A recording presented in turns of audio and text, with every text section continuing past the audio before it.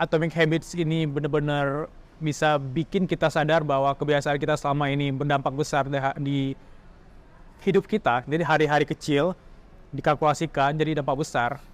Aku 4 tahun lalu tuh benar-benar gimana ya, nggak ngerti caranya ngonten gitu. 4 tahun nggak ngerti cara ngonten, aku membiasakan diri untuk ngomong depan kamera, akhirnya terbiasa, dan itu juga pengaruh bisa ngomong depan kalian semua.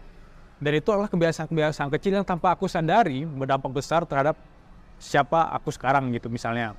Dan itu bisa jadi dalam hal apapun relate gitu. Dan di sini aku pernah ingat ya, aku juga kayak kalau aku sudah lama nggak baca buku ini. Jadi yang pernah aku ingat satu contohnya itu, kalau kita mau naik pesawat ya, konteksnya ke aku baru pulang ke Aceh dua minggu lalu.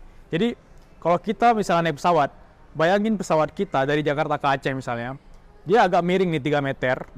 Ketika dia terbang, lurus sampai titik, ternyata nggak sampai Aceh, ternyata nyampe ke Padang atau Jambi gitu. Dan itu juga konteksnya habit.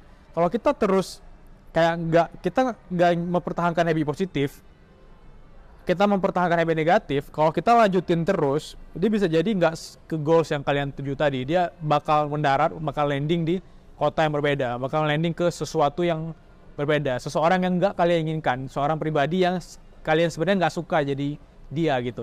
Itu karena kita mempertahankan habit tadi. Dan setelah aku baca yang di titik itu, oh iya, selama ini aku juga mempertahankan habit negatif dan aku combine sama habit positif. Ternyata kalau diiringi, habit positif ini justru lebih kehambat gitu. Dan gimana kita bisa mempertahankan habit positif tadi ya,